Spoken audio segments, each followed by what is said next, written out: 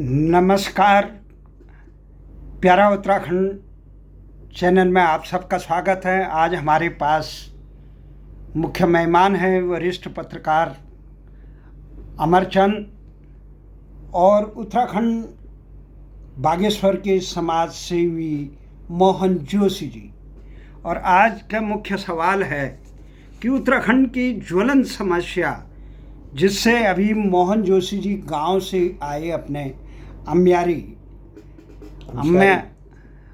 ये बागेश्वर जनपद से आए हैं और ये लंबे समय से यहाँ पे बंदरों की समस्याओं को लेकर वहाँ के जिलाधिकारी से लेकर मुख्यमंत्री से लेकर देश के प्रधानमंत्री तक अपनी गुहार लगा चुके हैं। मोहन जोशी जी इस बात से निराश हैं कि सरकारी तंत्र जनता की वाजिब समस्या को सुनने के बजाय उसको नज़रअंदाज करने में लगे हैं। यही नहीं, प्रदेश के हजारों लोग और सैकड़ों गांवों के लोग इसी समस्या से परेशान हैं।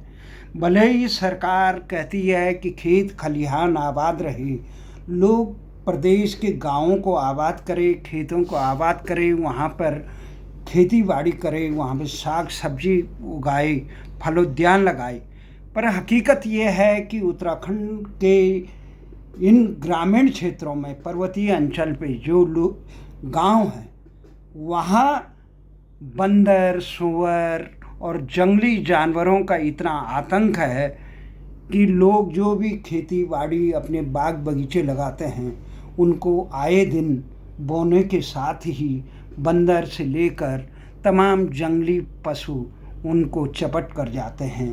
किसान की मेहनत पानी फिर जाती है और वो फिर निस्सहाय होकर सरकार को कोसने लगता है या अपने भाग्य को। इस चर्चा में भाग लेंगे वरिष्ठ पत्रकार अमरचंद जी, जो अमर संदेश के संपादक हैं, देश की राजधानी दिल्ली में हैं। तो वो उनका ये तार्किक प्रश्न था कि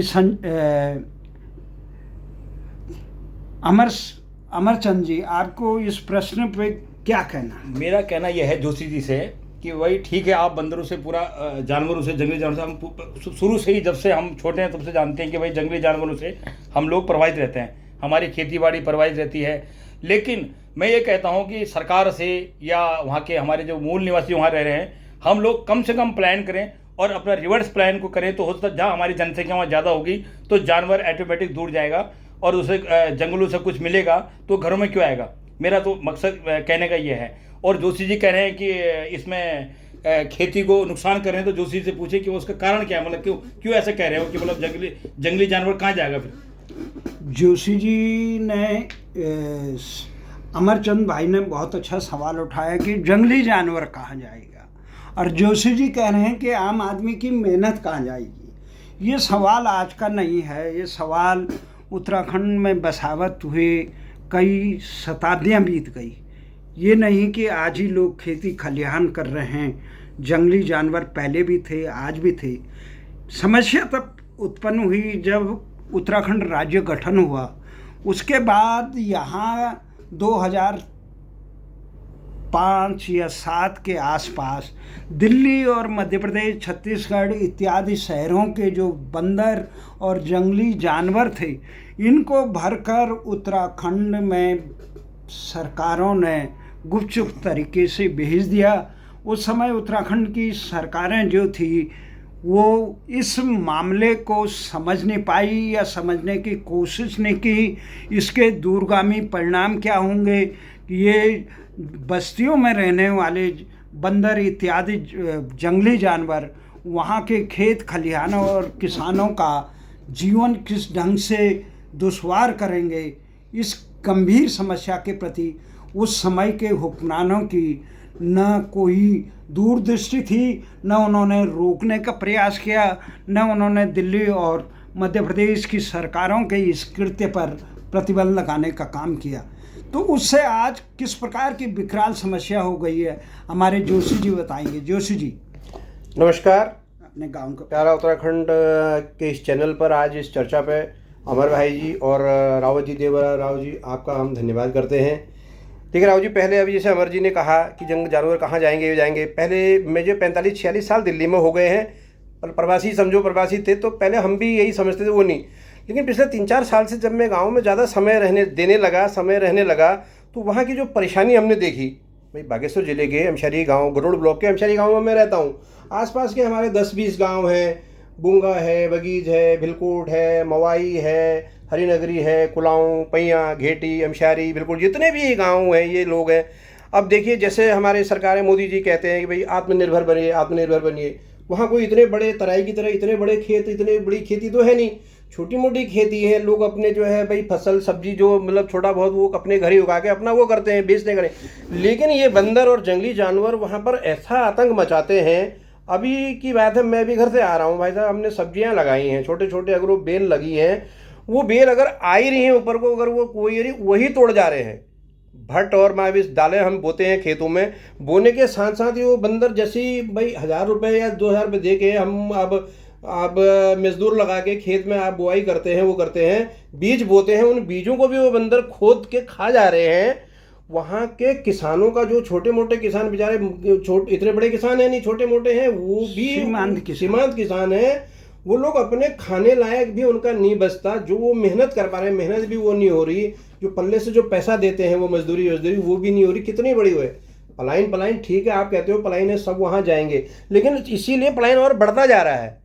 किसी के फल हो रहे हैं, वहीं बगीचे बुंगा में है, लोगों के सेब भी लगाए हैं लोगों ने, अंगूर हैं, सेब हैं, लेकिन वो नहीं खा पा रहे हैं, वो बंदर खा जा रहे हैं। खाते क्या हैं, वो खाते कम है, नुकसान ज़्यादा कर जाते हैं, तोड़ जाते हैं, पूरा तहस नहस कर देते हैं। कपिदल जो कहते हैं, कपिदल ज़्यादा कैसे करता है सभी को पता है।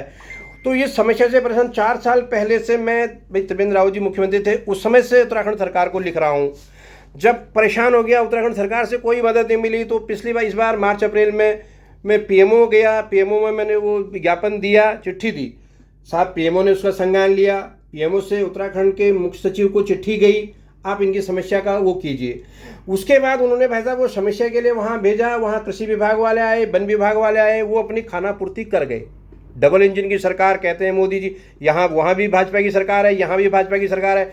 जब भी भाजपा की इलेक्शन होता, चाहे एमपी का हो चाहे विधायक का हो, हम दिल्ली से जा कर के अगर उनके लिए वो मतलब प्रचार करते हैं, मेहनत करते हैं, तो आज हमारे लोग, हम लोग अगर परेशान हैं, हम आवाज़ नहीं उठाएंगे, इनसे नहीं कहेंगे, किससे कहेंगे?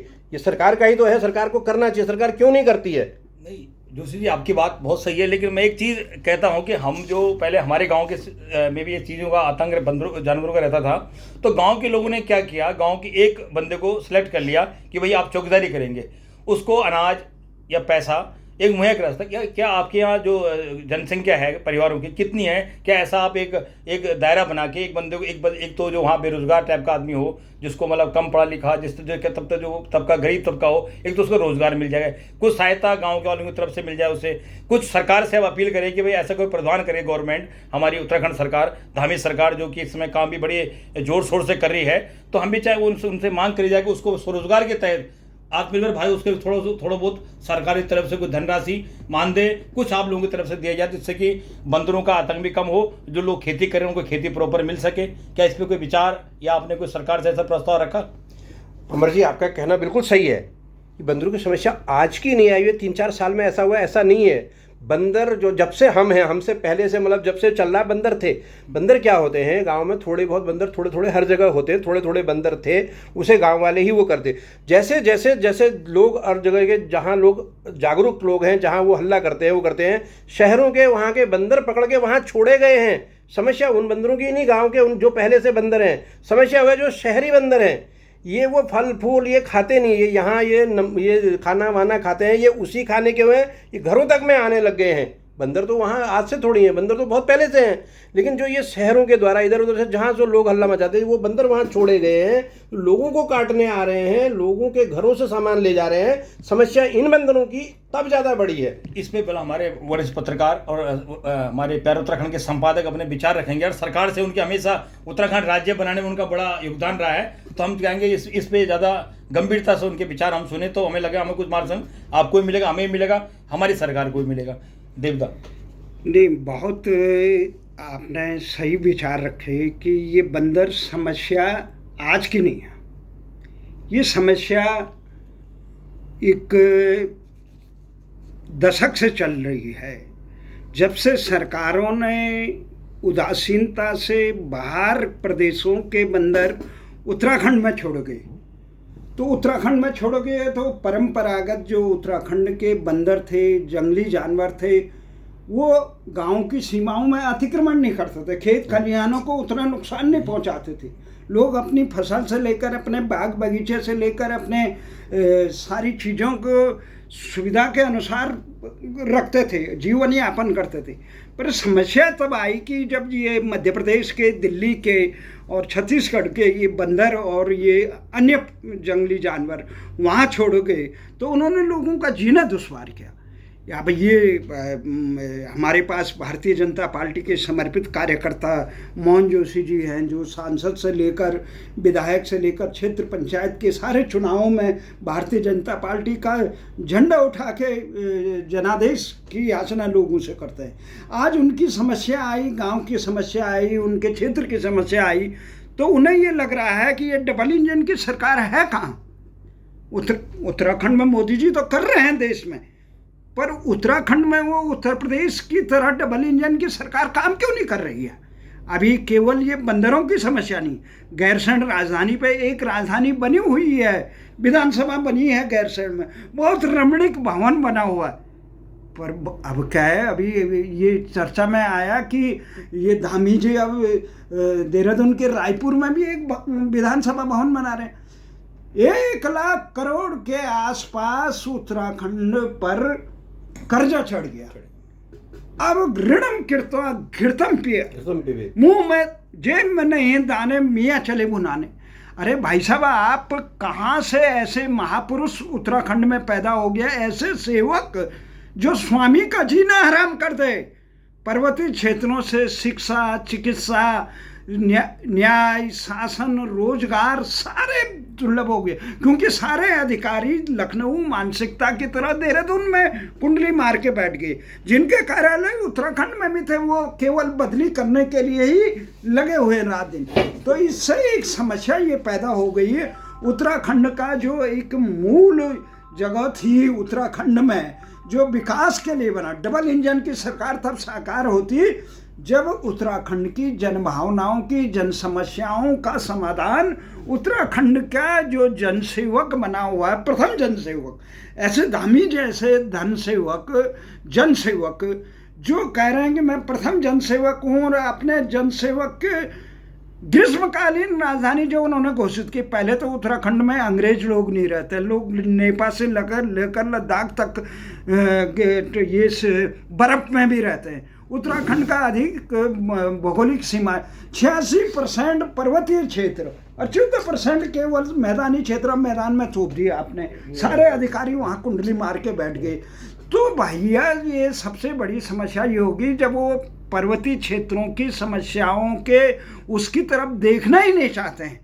बंदर तो लोगों ने भगाए थे पहले, लेकिन ये बंदर जो पकड़ के उत्तराखंड में छोड़ गए, ये दिक्कत है। और ये नेता जो कैसे जनसेवक हो गए कि अपने शपथ ग्रहण पे लाखों रुपए का विज्ञापन दे रहे हैं। और किन्हें दे रहे हैं? ये उत्तराखंड के लिए हितों पे आवाज उठाने वाले पत्र पत्रिकाओं को नहीं दे रहे हैं, ये दिल्ली और लखनऊ के उन चाटुकार लोगों को दे रहे हैं जिनका उत्तराखंड के सरोकारों से कोई लेना देना नहीं है। इसीलिए उत्तराखंड के लोग दुखी हैं, परेशान हैं, कोई समझ ही नहीं रहा है। कोई कह रहा है ये अंग्रेज भी उत्तराखंड में रहते थे, जो उन्होंने लैंसडाउन से लेकर मसूरी से लेकर नैनीताल सारा उन्होंने बसाया। इन्होंने बसाया क्या जोशी जी, आप इस मुद्दे को लेकर अपने लोकसभा के जितने भी सांसद, राज्यसभा के सांसद हैं, उन तक गए या डायरेक्ट अपने पीएमओ को चिट्ठी भेज दी? हमने चिट्ठी सबको भेजी है पहले, अभी सांसदों पर नहीं गए हैं, सांसदों पर नहीं गए हैं। विधायक जी को तो मिले थे, हमारे मंत्री हैं, विधायक जी हैं, उनको भी ये समस्या अवगत कराई हमने। उसके बाद मुख्यमंत्री त्रिवेंद्र सिंह रावत जी से लेके उसके बाद पुष्कर सिंह धामी जी को, तीरथ सिंह रावत जी को भी ये पत्र सबको दिए। लास्ट में फिर पीएमओ को दिया है। अब पीएमओ के बाद फिर दोबारा वो 8-10 गाँवों के प्रधानों के अभी आ रहे हैं हस्ताक्षर, वो चिट्ठी, वो एप्लीकेशन। कल या परसों में फिर पीएमओ जाऊँगा, फिर दूंगा कि पीएमओ में देने के बाद भी अगर सबसे हमारी एक उम्मीद सबसे लास्ट क्या है, सबसे लास्ट है पीएमओ से हमें बड़ी उम्मीद है।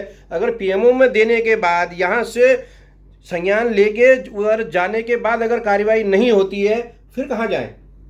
बंदरों की ऐसा नहीं कि बंदर आज, ये बंदर पहले भी थे, लेकिन पहले ऐसे बंदर नहीं थे, इतना भयंकर नुकसान नहीं, इतनी ज्यादा संख्या में नहीं थे। हर गांव में कुछ कुछ बंदर थे, बटे हुए थे। जंगली जानवरों का आतंक तो पूरे 13 जिलों के अंदर है। सबकी आवाज उठाई है। भाई हम तो ये कहेंगे साथ साथ में कि जो लोग गांव में रह रहे हैं, गांव 5-7 गांव के लोग जो मिली भूमि जिनकी हो, एक गांव का ही बंदा कोई सिलेक्ट करके इस तरह उस पर चौकीदार, उससे गांव के लोग भी कुछ उससे अंशदान करें और उसके लिए प्रस्ताव सरकार को दें कि सरकार उसको भी अपना कुछ मान दे जिससे उसके तो रोजगार ही प्राप्त होगा और गांव का जो आप बंदरों का है, जंगली जानवरों का आतंक है, वो भी कम होगा और हमारे वहाँ की खेती करने वाले जो कुछ छोटे छोटे किसान हैं उनको एक उनकी आर्थिक सुधरेगी। अमर जी, मेरे हिसाब से आपका ये कहना सही है, लेकिन ऐसा ना, कोई भी हम आदमी वहाँ रखते हैं उसे मानदेय भी दे देंगे, गांव वाले इकट्ठा करके पहले करते भी दे, लेकिन बंदरों का कोई समय नहीं है ना। वो सुबह 4-4:30 बजे आ जाते हैं, वो कब तक जाएगा, कहाँ जाएगा? समय हो ना, चल बंदर पता हो कि इस समय आना है तो एक आदमी खड़ा रहा, एक आदमी आपने रखा, उसे पैसे भी दे रहे हो, बंदर 4 बजे आ गए, अगर तहस नहस कर गए, जो पैसे देंगे वो भी उसको कहेंगे भाई क्या कर रहा है, वो क्या करेगा?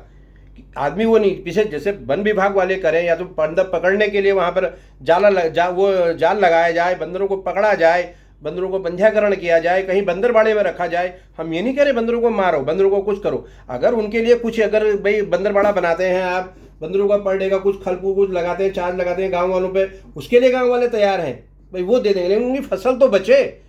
ये सरकार नहीं बचे, क्योंकि इसकी व्यवस्था कौन करेगा? हमने सरकार चुनी है, किस लिए चुनी है? हम परेशान हैं वहाँ पे, उसके वजह से ना हम सब्जी खा पा रहे हैं, ना फसल खा पा रहे हैं, लोग वहाँ से पलायन कर रहे हैं, तो किसका है? सरकार ने तो रोकना है, सरकार की नहीं करेंगे, फल फूल नहीं खा पा रहे लोग अपने घर का, अपनी मेहनत करा हुआ। नहीं, आप खुद ही करें ना, ये सरकार तक आपकी बात प्रॉपर पहुंची नहीं ना, पहुंची, पीएमओ तक पहुंच गई और कहाँ जाएगी? सीएमओ तक। सीएम हेल्पलाइन में ये कंप्लेंट है, पीएमओ में ये लाइन है, इससे ज्यादा और कहाँ जाएगी? अब कहाँ जाए? क्या अमेरिका में जाए? भाई आपको अभी उसका आप खुद ही कह रहे हैं कि पीएमओ से कोई लेटर का जवाब आया है जिसमें संज्ञान लिया गया है, लेकिन संज्ञान लिया गया, जो अधिकारी जो वहां गए विभाग वाले, उन्होंने खानापूर्ति की ना, उन्होंने वन विभाग वाले आए, उन्होंने हमसे बोला भाई साहब आजकल आग लगी, हम आग में व्यस्त हैं, आप इसमें कर दीजिए, हम संतुष्ट हैं, ये साइन कर दीजिए, कल परसों से आपके यहाँ बंदर हटाने आएंगे। आपने क्यों लिख दिया संतुष्ट है? जब आपको भाई साहब एक वो आप बताइए, हम आप ही हमारे लोग काम करने वाले अधिकारी भी बाहर के नहीं, वो भी हमारे ही भाई है ना, उनकी परेशानियां, उन दिनों जंगलों में आग लगी है, वो हमें आश्वासन दे रहे हैं 2-3 दिन से हम आपके गांव में बंदर हटाने आएंगे, बंदर पकड़ने आएंगे। अब हमें ये पता नहीं ना वो नहीं आएंगे। तो अब तो आग बुझ गई, तो एक बार आपने संपर्क किया कि भाई संपर्क किया, उसके बाद तो उस गांव में एक वो है आशा वर्कर है, उसको काट लिया बंदरों ने। अस्पताल में गए, उनके जो है 5-10 हज़ार रुपये खर्चा हो गए। अब उन्होंने भी एक पत्र दिया है कि भाई आर्थिक मदद भी की जाए, वो की जाए। तो हम अपने वरिष्ठ पत्रकार देवदास से अनुरोध करेंगे कि इस विचार पर अपने विचार रखे, जिससे कि गांव का भी मार्गदर्शन हो सके। जोशी जी के विशेषकर जोशी जी के गांव का ज्यादा ही प्रभावित है, तो उससे इनको मार्गदर्शन मिले और सरकार को भी कोई आपकी मार्गदर्शन लाइन हो तो वो भी आप बताएं, जिसके सरकार भी उस पर संज्ञान ले। यही कह रहे हैं, आपके इस माध्यम से, इस चैनल के माध्यम से ये बात रखी है, ये सरकार तक, उस तक, जन जन तक पहुंचे। ये एक समस्या मेरी नहीं है, आपकी नहीं, 13 जिलों की समस्या है। इस पर सरकार को या तो कोई नियम बनाए, विधानसभा में इसको लाया जाए। कुछ हिमाचल में इतनी जंगली जानवर है ना, उसमें सभी जानवर है। हम नहीं कह रहे जंगलों को आप जानवरों को मारो, जानवरों को वो करो, आप उसके लिए कोई नहीं बंदर बाड़ा, कोई ना कोई व्यवस्था सरकार कर सकती है। सरकार चाहे तो कुछ भी कर सकती है, तारबाड़ कर सकती है, सरकार तक आवाज पहुंचनी चाहिए। भाई आजकल तारबाड़ की स्कीम है, गांव में तारबाड़ कर दे सरकार, कुछ भी जानवर अंदर ना आए, कई चीजें। हम देवदा, आपके विचार इस पे? नहीं, विचार इसमें ये है कि आपने सारी बातें बहुत सही ढंग से कही कि सरकार चाहे तो इस मामले को समाधान तुरंत कर सकती है। अब सरकार की इच्छा शक्ति, मुझे लगता है कि 22 साल के जितने भी मुख्यमंत्री हुए, उनका हमने कहीं भी ये नहीं देखा कि प्रदेश के मूलभूत समस्याएं, 22 साल हो गए, प्रदेश में वन अधिनियम कैसे होगा, उस पर कोई बात नहीं। प्रदेश की राजधानी बनने की, जहाँ पे बन रही थी, जहाँ पे उत्तर प्रदेश सरकार ने राज्य गठन से पहले ही स्वीकार कर दिया था, उस पर भी विवाद, जबरदस्ती प्रदेश के करोड़ों रुपए खर्च कर दिए गए उस पर, और उसका समाधान नहीं। तो प्रदेश में रोजगार का कोई वो प्राथमिकता नहीं है। लोग बेरोजगारी पड़े हुए हैं, सिंचाई का कोई वो नहीं है। जंगली हिंसक पशु गांव में आके लोगों को मार जा रहे हैं, उसका कोई नियम नहीं बना है। तो जब तक वहाँ का स्थानीय, ये जिस प्रकार से उत्पाती बंदर जोशी जी बता रहे हैं, बाहर से आए हुए। ऐसा लगता है कि जो जनप्रतिनिधि बने हैं उन्हें प्रदेश की हिक हक हकूकों से और वहाँ के लोगों के दर्द से कोई सरोकार नहीं है। वो केवल अपनी अय्याशी के लिए, अपने अहम की तुष्टि के लिए और अपने उसके लिए प्रतिनिधि बने हैं। मैं देवता आपकी बात को यहाँ पे काटता हूँ। भाई जब हम जनप्रतिनिधि हमसे हमारी समस्या नहीं सुन रहा, तो ऐसे जनप्रतिनिधियों को अपने गांव में आप उनका आने का उनको अपना रोको, उनको अपने गांव मत आने दो, अपने शहर में मत आने दो कि भाई जब आप हमारी समस्या नहीं सुन सकते, हमसे मुलाकात नहीं कर सकते, हमारी समस्या को विधानसभा या पार्लियामेंट के सदन पर नहीं उठा सकते, तो आपको चुन के हमें क्या मिलेगा? नहीं, सवाल ये है, ये नहीं अमर भाई आपकी बात में है। हमारे मतलब जनप्रतिनिधि, हमारे जो विधायक हैं श्री चंदन राम दास जी हैं, मंत्री भी हैं, भी वो कैबिनेट मिनिस्टर हैं, ऐसा नहीं, उन्होंने अपने उसमें भी रखा है और उन्होंने वहाँ वो बात पहुँचाई भी। लेकिन ऐसा ना उन लोगों ने, मतलब ये तो सरकार के उच्च स्तर पर ऊपर से है, वहाँ से अगर ऑर्डर होता है अधिकार, मैं अभी आपको ये दिखा रहा हूँ ना भाई, पीएमओ से लेटर गया है, पीएमओ के लेटर जाने के बाद अधिकारियों ने कैसे लिपापोती उसमें कर दी, उसका हल ढूंढने की बजाय कि जी आपका काम हो गया, ये आप संतुष्ट हो, आप ये लिखो, उसके बाद वो देखने भी नहीं आए। अगर उनके पास तक एक समस्या गई है भाई साहब, वो समस्या का क्या हुआ उसका उन्होंने करना चाहिए ना, वो तो अधिकारियों की वो है। हमारा आपका दोस्त भी ना, आपने तुरंत उसमें संतुष्ट होकर लिख दिया कि हमारे भाई बंद है, लेकिन उस भाई बंद ने आपका ये सोचा कि भाई हमने तो लिखवा दिया, अब लिखित हो गया, हमारा जवाब चले गया, ये लोग संतुष्ट है, जो इनकी रिपोर्ट थी उससे संतुष्ट है। लेकिन उसमें आपको दोबारा संज्ञान, दोबारा एक चिट्ठी लिखे, रिमाइंडर लिखे, लिखी है, तो उस पे सरकार दोबारा संज्ञान लेगी, हेल्पलाइन में दोबारा दिया है, दोबारा मैंने कहा संतुष्ट नहीं हूं मैं। इन्होंने जो है वहां पर कहा था आएंगे पकड़ेंगे, आएंगे नहीं, तो उन्होंने वो अभी होल्ड में डाली, दोबारा उनको वो किया है। ऐसा नहीं, अगर वहां के अधिकारी भी अगर सही से काम करें, जैसे सरकार अगर उनको निर्देश दे रही है, तो इससे भी बहुत बदलाव हो सकता है। हाँ, उसमें सरकार थोड़ा टाइट हो गई, या सरकार का जो अधिकारी ने एक्शन होना चाहिए, हाँ उन पर रिपोर्ट मांगी जाए, भाई क्या जमीनी स्तर पे क्या काम किया, क्या रिपोर्ट किया, उस पर एक निगरानी अफसर बैठाया जाए, तो 13 जिलों में निगरानी करे, तो हो सकता है समस्या का समाधान। लेकिन मेरे हिसाब से शक्ति नहीं होगी, सरकार अपने इच्छा शक्ति का प्रयोग करेगी। और जो अभी तक जो हमें जो मीडिया में रिपोर्ट है कि धामी सरकार थोड़ा काम ठीक पॉजिटिव हुई कर रही है, जो हमें हमारे नॉलेज में है, मेरे नॉलेज में व्यक्तिगत मैं बता रहा हूँ, अब आगे हो सकता है। मैं तो बल्कि ये वीडियो जो भी लोग देखेंगे इस चीज के माध्यम से, हर किसी से मेरी हाथ जोड़कर ये प्रार्थना है, आप भी हमारी मदद कर सकते हैं। मदद कैसे कर सकते हैं? अधिक से अधिक लोगों तक आप इसे भेजकर ऊपर सरकार तक ये आवाज़ पहुंचे। ये आप भी मतलब इन किसानों के, इन 13 जिलों के, इसमें आप मतलब ये सहयोग, ये बहुत बड़ा योगदान हो सकता है आपका। हाँ, ये सब एक जन जन की आवाज है, जन जन की आवाज है, मेरा कोई पर्सनल वो नहीं है, किसी का पर्सनल नहीं, समाज के लिए, हम समाज के लिए लड़ रहे हैं। 3 लोग इसमें मूल निवासी उत्तराखंड से हैं, हमारा दर्द भी है, चाहे हम प्लान के रोजगार के लिए हम बाहर हैं, लेकिन हमारे भी दर्द है कि हमारे जो लोग रह रहे हैं, या हमारा घर भी वहाँ पे है, हमारे परिवार है, तो भी उनको भी मतलब खेती बाड़ी सुरक्षित रहे। हम दिल्ली में सन मतलब 94 से जो उत्तराखंड राज्य की वो थी, उसके आंदोलनकारी हैं, उसमें भी हम साथ रहे, उसमें आंदोलन से मतलब समाज के हमने आज तक कभी भी सरकार से या कोई हमारे विधायक कोई कहे पर्सनल काम हमने आज तक किसी से कोई नहीं कहा। जो भी कहा है तो समाज के लिए, गांव के लिए, समाज के लिए, क्षेत्र के लिए, अगर उसके लिए हम आवाज़ उठा रहे हैं, उसके लिए कुछ कर सकते हैं तो करना चाहिए सरकार को। इसी के साथ ये चर्चा आज समाप्त होती है। आशा है कि सरकार इस समस्या के प्रति गंभीरता से ध्यान देगी और उत्पाती बंदरों की तरफ उत्तराखंड के जनप्रतिनिधियों से आशा है उत्तराखंड में जनसेवा करें, अपनी जनता की समस्याओं का समाधान करें, न कि अय्याशियों में, और उत्तराखंड की जन आकांक्षाओं को रोकने में काम करें। जय हिंद, जय भारत।